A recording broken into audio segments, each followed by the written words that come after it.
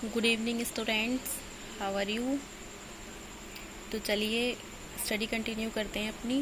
Last time हमने आप लोगों को गैमेटोजेनेसिस के बारे में बताया था, क्योंकि ह्यूमंस में चल रहा है तो हमने बताया था कि ह्यूमंस में शुक्राणुओं और अंडाणुओं का बनना क्या कहलाता है, गैमेटोजेनेसिस या युग्मक जनन कहलाता है। अब जो गैमेटोजेनेसिस होता है उसमें हम दोनों क्रियाओं के बारे में पढ़ेंगे, शुक्राणु जनन या स्पर्मेटोजेनेसिस के बारे में पढ़ेंगे, और दूसरा हम पढ़ेंगे अंडाणु जनन या oogenesis। तो सबसे पहले हम स्पर्मेटोजेनेसिस के बारे में समझ लेते हैं, इसको विस्तार से समझेंगे। तो जिस टाइम आप लोगों को हमने नर जनन तंत्र के बारे में पढ़ाया था, उस टाइम बताया था कि वृषण जो होते हैं टेस्टिस, उनमें क्या बनते हैं, टेस्टोस्टेरोन हार्मोन के प्रभाव से शुक्राणु या स्पर्म्स बनते हैं, और वृषण में स्पर्म्स का बनना क्या कहलाता है, स्पर्मेटोजेनेसिस कहलाता है।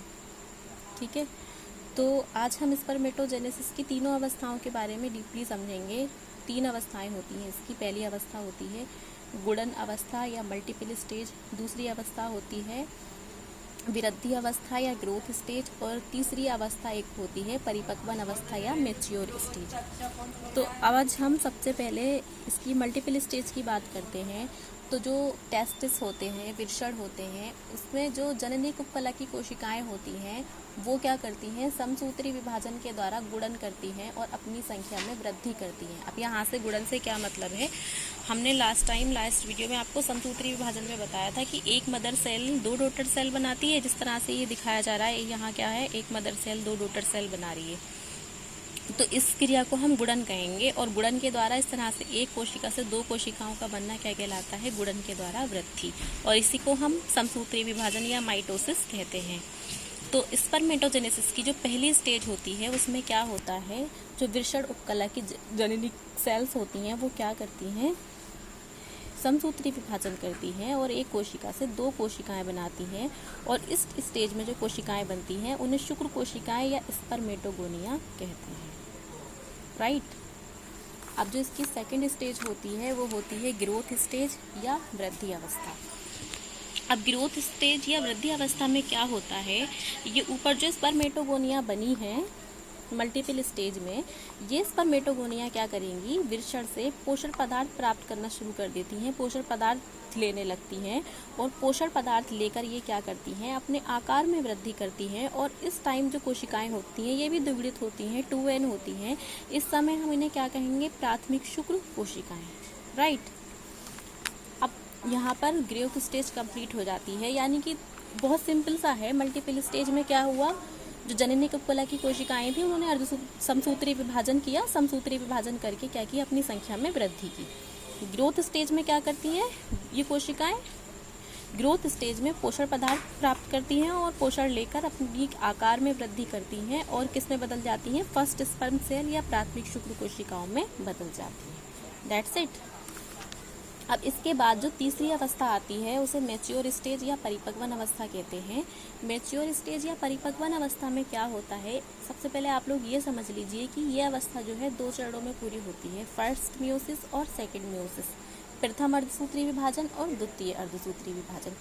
तो मैच्योर स्टेज में क्या होगा, जो फर्स्ट स्पर्म सेल हैं, प्राथमिक कोशिकाएं, प्राथमिक शुक्र कोशिकाएं हैं, वो पहला अर्धसूत्री विभाजन करेंगी। और आप लोगों को एक चीज़ मैं पहले ही क्लियर कर चुकी हूँ कि अर्धसूत्री विभाजन में एक मदर सेल से 4 डॉटर सेल बनती हैं, जबकि समसूत्री विभाजन में क्या होता है, एक मदर सेल से 2 डॉटर सेल बनती हैं। तो जो मल्टीपल स्टेज थी उसमें समसूत्री विभाजन हुआ था। अब जो ये मैच्योर स्टेज है इसमें 2 बार क्या होगा, अर्धसूत्री विभाजन होगा, और दोनों बार के अर्धसूत्री विभाजन को हम 2-2 अलग स्टेज में बांट लेंगे।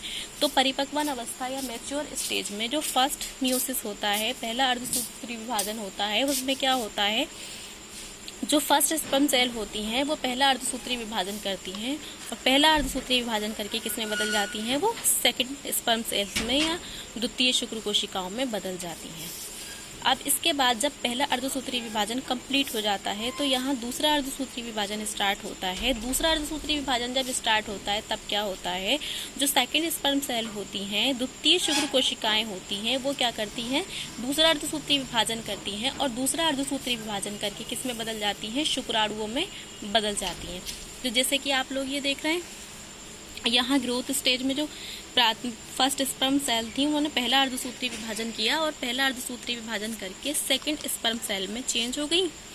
अब जो ये सेकंड स्पर्म सेल हैं ये क्या करेंगी, दूसरा अर्धसूत्री विभाजन करेंगी, और दूसरा अर्धसूत्री विभाजन करके प्रत्येक कोशिका से क्या होंगे, शुक्राणु बनेंगे। एक यहाँ पर एक चीज़ और ध्यान रखना, क्योंकि अर्धसूत्री विभाजन हो रहा है तो यहाँ पर क्या होता है, एक कोशिका से 4 शुक्राणु बनते हैं।